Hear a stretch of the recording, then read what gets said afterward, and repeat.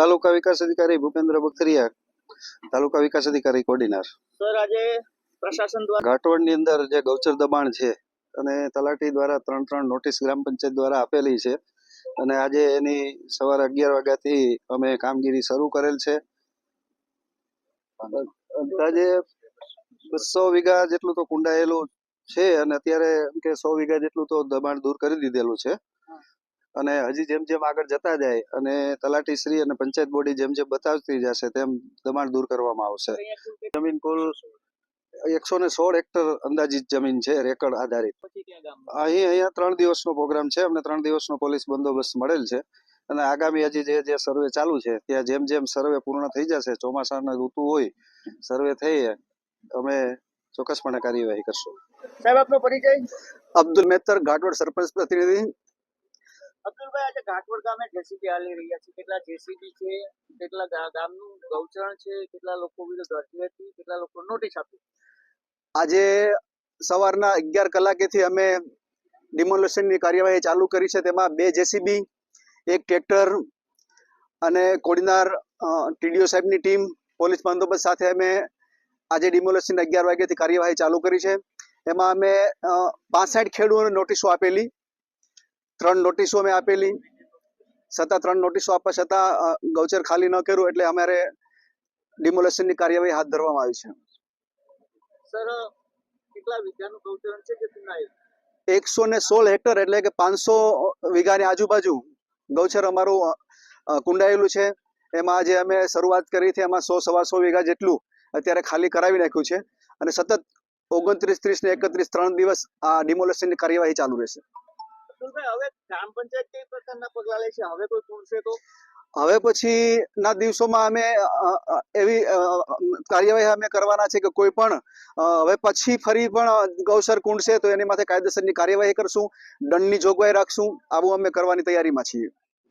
હું માર્કંડ પાઠક, સ્થાનિક સુંપરા બ્રહ્મ સમાજનો સભ્ય છું અને અમારી જ્ઞાતિના કોર છું. એટલે જ્ઞાતિના લોકો જ્યારે પણ કોઈ પણ કર્મકાંડની વિધિ કરતા હોય ત્યારે હું એમાં હોઉં છું.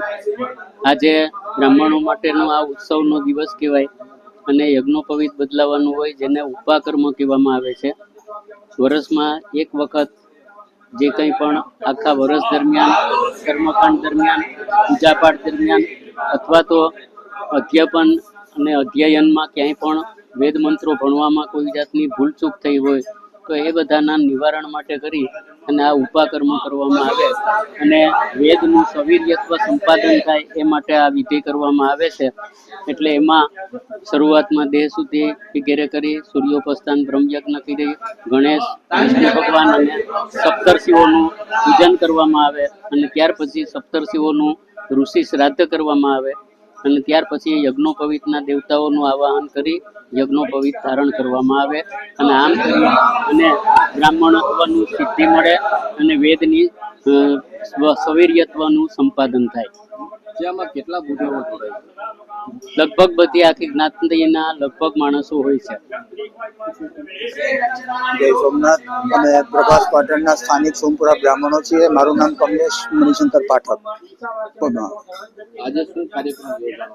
આજે જે આપણને વેદ મંત્રો દ્વારા કર્મકાંડનું જ્ઞાન જે ઋષિઓના માધ્યમથી પ્રાપ્ત થયું છે એ ઋષિઓ પ્રત્યે આપણું એક ઋણ હોય છે.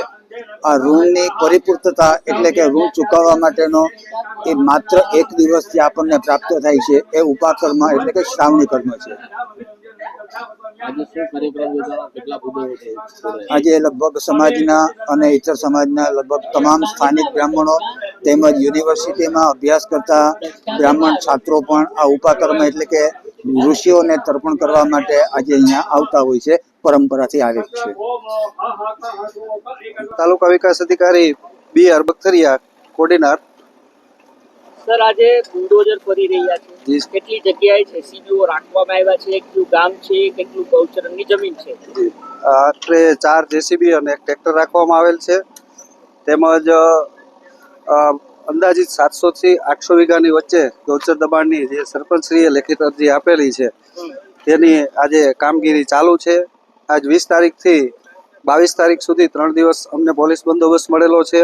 અને જિલ્લા કક્ષાએથી કલેક્ટર સાહેબ, ડીડીઓ સાહેબ તેમજ નાયબ જિલ્લા વિકાસ અધિકારીના માર્ગદર્શન હેઠળ અને એમની સૂચનાથી આજે આ દેવડી મુકામે અમો દબાણ દૂર કરવાની કાર્યવાહી કરી રહ્યા છે. પોલીસ પ્રોટેક્શનની વાત હતી તો મળ્યું છે કે હા, પોલીસ કેટલા દિવસ કામ ચાલવાનું છે? પોલીસ પ્રોટેક્શન મળેલ છે અને 20 તારીખથી 23 તારીખ સુધી અમને સંપૂર્ણપણે પોલીસ બંદોબસ્ત પણ મળેલ છે અને અમારો તાલુકા પંચાયતનો તમામ સ્ટાફ પણ ટીમ સાથે હાજર છે. સર, ફ્યુચરમાં મતલબ આવનારા દિવસોમાં કોઈ અન્ય ગામોમાં ગૌચરના દબાણોની વાત છે કે નહીં?